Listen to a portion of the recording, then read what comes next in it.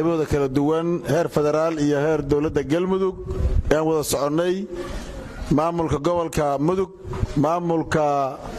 magaalada Gawaan badan oo soo baxa noo sameeyeen aad iyo aad ugu mahadsantiin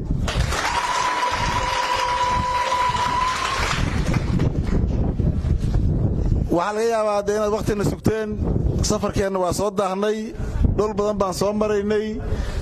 taasaan kaga cudurdaaranaynaa haligelin ka siinaynaa waqtigii aad diyaar ka ahaydeen oo aan degdeg idin kugu imaan intaas kadib reer Gawaan runtii waxaan soo fiirinay goobihii ugu muhiimsanaa bulshada oo caafimaadku kow ka ahaa sida community-ga iyo jaaliyadaha dibadda inta la isugu tagay caafimaadkii loo sameeyay isbitaal weyn oo meel walba oo tagnay isbitaal saa u diyaarsan oo galmudug meel kamid ah aan ku soo arag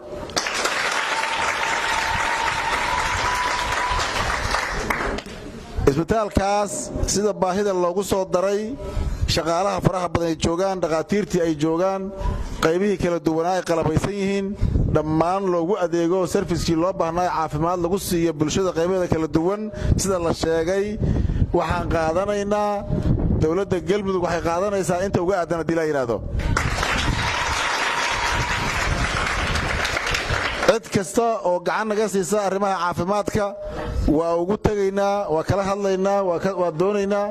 wasiirkii caafimaadkuna waa ila socdaaye waxaan leeyahay wasiir intay qabsadeen 10% baa ka dhimane qorshaha ku darso koowaad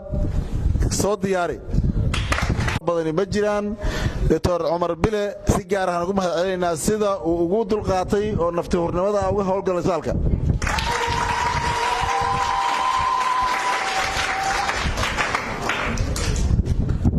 biyaha baahiyaha aan ku hurgalaynay kamid yihiin iyadoo baahiyaha ay ka mid yihiin dhammaan caafimaad iyo biyo iyo waxbarasho iyo baahiyaha ugu muhiimsan yihiin haddana biyuhu waa waxyaabaha aan dadkuba ka sii noolaan karin inay biyihii idin dhow yihiin kuwa kalena in la idin sameeyo rabtaan ama kuwa la idin soo jiido iyadana wasiirkii tamarta iyo biyaha waa socdaa sida ugu habboon iyo sida la kala qaban kara la kala qabanaya waana qaadanay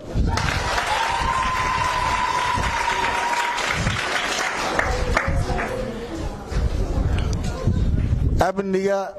booliiska iyo sida looga abtay booliis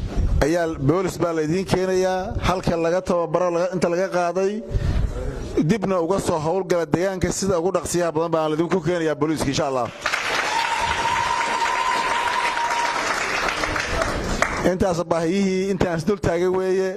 reer Gawaan waxa la idinka rabaa galmudug nabad ah mid ah wada jirtaan idin wadnaa reer Gawaan waa ammaanantihiin waxaad ku ammaanantihiin runtii oo mar labaad ku soo celinaya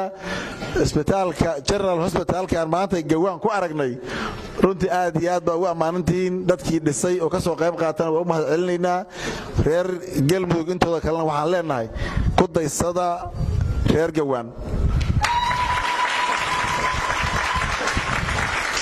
waa maatantiin safarka dheer darteed waa soo gaabeynaa guulaysta reer Gawaan Allah idin sharfo